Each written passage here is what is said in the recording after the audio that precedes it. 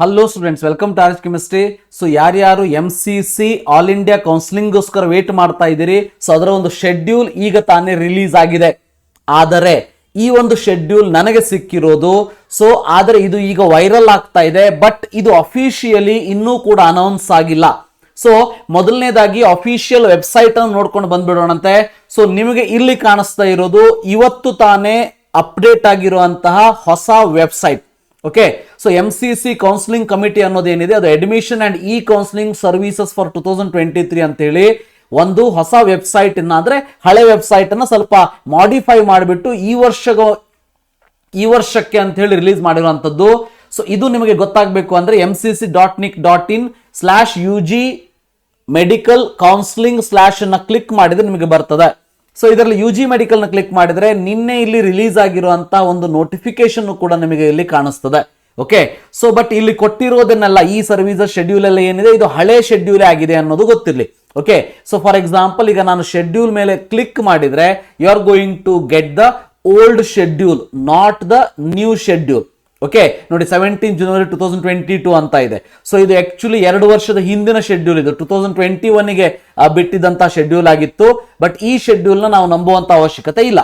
So ಇನ್ನೂ ಕೂಡ schedule ಅನ್ನ ವೆಬ್ಸೈಟ್ ನಲ್ಲಿ ಅವರೊಂದು ಒರಿಜಿನಲ್ ವೆಬ್ಸೈಟ್ ಅಂತ ನಾವೇನು ಹೇಳ್ತೀವಿ ಅಥವಾ ಅಫಿಷಿಯಲ್ ವೆಬ್ಸೈಟ್ ಅಂತ ಹೇಳ್ತೀವಿ, ಸೊ ಅದರಲ್ಲಿ ರಿಲೀಸ್ ಆಗಿಲ್ಲ.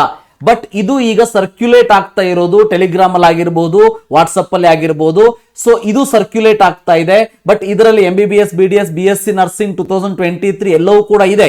ಕೆಳಗೂ ನಿಮ್ಗೆ ಇಲ್ಲಿ ಕಾಣಿಸ್ತದೆ generated from E office by Gurleen Kaur consultant MCC consultant ಅಂತ ಇದೆ, DGHS ಅಂತ ಹೇಳಿ. ಬಟ್ ಇದು ಅಫಿಷಿಯಲ್ ಆಗಿ ಇನ್ನು ಅನೌನ್ಸ್ ಆಗಿಲ್ಲ. ಅನೌನ್ಸ್ ಆದ ಮೇಲೆನೆ ನಾವು ಇದನ್ನ ನಂಬೋಣಂತೆ. ಬಟ್ ಇಲ್ಲಿ ಒಂದು ಸಾರಿ ಡೇಟ್ಸ್ ಅನ್ನು ನೋಡ್ಕೊಂಡು ಬಿಡೋಣಂತೆ. ಇವರು ಕೊಟ್ಟಿರುವಂತ ಡೇಟ್ಸ್ ಪ್ರಕಾರ 15ನೇ ಜುಲೈ ಫಸ್ಟ್ ರೌಂಡ್ ಏನಿದೆ 15th ಜುಲೈ ಇಂದ ಸ್ಟಾರ್ಟ್ ಆಗ್ತದೆ. ಸೀಟ್ ಮೆಟ್ರಿಕ್ಸ್ ಅನ್ನ ರಿಲೀಸ್ ಮಾಡ್ತಾರೆ.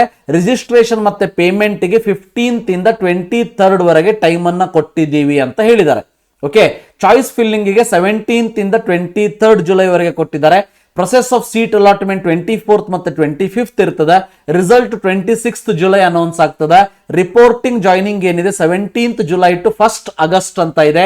So verification of joint candidates data by the institutions sharing of data by MCC ಅದು 2nd ಆಗಸ್ಟ್ 5th ಆಗಸ್ಟ್ ಅಂತ ಇದೆ.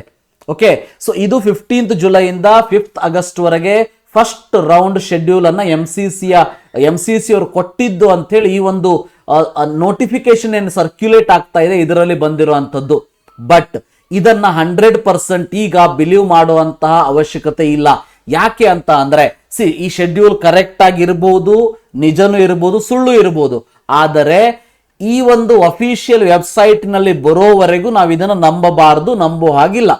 ಆದ್ರೂ ಕೂಡ ಒಂದು ಎಚ್ಚರಿಕೆ ಅಂತ ಹೇಳಿ ಇರ್ಲಿ ತಲೆಯಲ್ಲಿ, 15th ಜುಲೈ ಇಂದ ಸ್ಟಾರ್ಟ್ ಆಗಬಹುದು ಅಂತ. ಸೊ ಇದು ನಿಜನೂ ಕೂಡ ಆಗಿರ್ಬೋದು, ಯಾಕಂದ್ರೆ ಇದು ಸರ್ಕ್ಯುಲೇಟ್ ಆಗ್ತಾ ಇದೆ. ಬಟ್ ಇಲ್ಲಿ ಎಲ್ಲೂ ಕೂಡ ಇದು ಫೇಕ್ ಅಂತ ಅನ್ಸುವಂತಹ ಯಾವುದೇ ಲಕ್ಷಣಗಳು ನನಗಂತೂ ಕಾಣಿಸ್ತಾ ಇಲ್ಲ. ಓಕೆ, ಸೊ ನೋಡೋಣಂತೆ MCC ವೆಬ್ಸೈಟ್ ನಲ್ಲಿ ಇದು ಯಾವಾಗ ರಿಲೀಸ್ ಆಗ್ತದೆ, ರಿಲೀಸ್ ಆದ ತಕ್ಷಣ ನಿಮಗೆ ತಿಳಿಸುವಂತ ಪ್ರಯತ್ನವನ್ನ ಮಾಡ್ತೀನಿ. ಆದರೆ ಇದೇನಾದ್ರೂ ನಿಜ ಆದ್ರೆ ನನ್ನ ಹೆದರಿಕೆ ಅಥವಾ ನನ್ನ ಒಂದು ಕನ್ಸರ್ನ್ ಏನಿದೆ ಅಂತಂದ್ರೆ 15th ಜುಲೈ ವರೆಗೆ KE ಅವರು ತಮ್ಮ ನೀಟ್ ರಿಜಿಸ್ಟ್ರೇಷನ್ ಅನ್ನು ಕೂಡ ಸ್ಟಾರ್ಟ್ ಮಾಡುವಂತಹ ಲಕ್ಷಣಗಳು ಕಾಣಿಸ್ತಾ ಇಲ್ಲ. ಸೊ ಹೀಗಾದ್ರೆ ರಿಜಿಸ್ಟ್ರೇಷನ್ ನಾನು ನಿನ್ನೆ ತಾನೇ ಒಂದು ವಿಡಿಯೋವನ್ನು ಹೇಳಿದ್ದೀನಿ. ಸೊ ರಿಜಿಸ್ಟ್ರೇಷನ್ ಸ್ಟಾರ್ಟ್ ಮಾಡಿದ್ಮೇಲೆ 1 ತಿಂಗಳ ಪ್ರೊಸೆಸ್ ನಮ್ದು. ಸೊ ರಿಜಿಸ್ಟ್ರೇಷನ್ ಕೂಡ ಸ್ಟಾರ್ಟ್ ಆಗ್ಲಿಲ್ಲ ಅಂದ್ರೆ MCC ಆಲ್ ಇಂಡಿಯಾ ಕೌನ್ಸಿಲಿಂಗ್ ಮೊದಲಾಗ್ತದೆ. ಸೊ ಡೆಫಿನೆಟ್ ಆಗಿ ಪ್ರಾಬ್ಲಮ್ ಆಗುವಂತ ಚಾನ್ಸಸ್ಗಳು ಕಾಣಿಸ್ತಾ ಇದೆ. ಸೊ ನೋಡೋಣಂತೆ, ಈಗ ಯಾವುದಕ್ಕೂ ವರಿ ಮಾಡ್ಕೊಳ್ಳುವಂತ ಅವಶ್ಯಕತೆ ಇಲ್ಲ. ಮುಂದೆ ಏನಾಗ್ತದ ಯಾರು ಕೂಡ ಪ್ರೆಡಿಕ್ಟ್ ಮಾಡೋದಕ್ಕೆ ಸಾಧ್ಯ ಇಲ್ಲ. ಬಟ್ ಇದೇನಾದ್ರೂ ನಿಜ ಆದ್ರೆ ಪ್ರಾಬ್ಲಮ್ಗಳು ಆಗ್ತದ ಅಂತ ಅನ್ನೋದನ್ನ ಹೇಳೋದಕ್ಕೆ ಇಷ್ಟಪಡ್ತೀನಿ. So wait for the real notification which is from the MCC. ಈ ಒಂದು ಹೊಸ MCC ವೆಬ್ಸೈಟ್, ಸೊ ಈ ಒಂದು ವೆಬ್ಸೈಟ್ ಅನ್ನ ಈಗ ರೆಡಿ ಮಾಡಿದ್ದಾರೆ. ಸೊ ಇವತ್ತು ತಾನೇ ಇದು ಅಪ್ಡೇಟ್ ಆಗಿದೆ, ನಿಮಗೆ ಇಲ್ಲಿ ಕಾಣಿಸ್ತಾ ಇದೆ ಲೇಟೆಸ್ಟ್ ಅಪ್ಡೇಟ್ July 7, 2023 ಅಂತ ಹೇಳಿ. ಸೊ ಇದರಲ್ಲೇ ನಿಮಗೆ ಎಲ್ಲಾ ರೀತಿಯ ನೋಟಿಫಿಕೇಶನ್ಸ್ಗಳು ಬರ್ತಾ ಹೋಗ್ತದೆ. ಸೊ ನೋಡೋಣಂತೆ ಯಾವಾಗ ಶೆಡ್ಯೂಲ್ ಅನ್ನ ಕೊಡ್ತಾರೆ ಅಂತ ಹೇಳಿ. ಇದೇ ಶೆಡ್ಯೂಲ್ ನಿಜ ಆದ್ರಂತೂ ಸೊ ಡೆಫಿನೆಟ್ ಆಗಿ ಕರ್ನಾಟಕದ ವಿದ್ಯಾರ್ಥಿಗಳಿಗೆ ಯಾರು ಡೀಮ್ಡ್ ಯೂನಿವರ್ಸಿಟಿಯಲ್ಲೂ ಪಾರ್ಟಿಸಿಪೇಟ್ ಮಾಡಬೇಕು ಅಥವಾ ಆಲ್ ಇಂಡಿಯಾ ಲೆವೆಲ್ ಅಲ್ಲೂ ಪಾರ್ಟಿಸಿಪೇಟ್ ಮಾಡಬೇಕು ಮತ್ತೆ ಸ್ಟೇಟ್ ಲೆವೆಲ್ ಅಲ್ಲೂ ಪಾರ್ಟಿಸಿಪೇಟ್ ಮಾಡಬೇಕು ಅಂತ ಕಾಯ್ತಾ ಇದ್ದಾರೆ. ಅವರಿಗೆ ಇದು ಡೆಫಿನೆಟ್ಲಿ ಗುಡ್ ನ್ಯೂಸ್ ಅಲ್ಲ. So let's wait for the counselling schedule.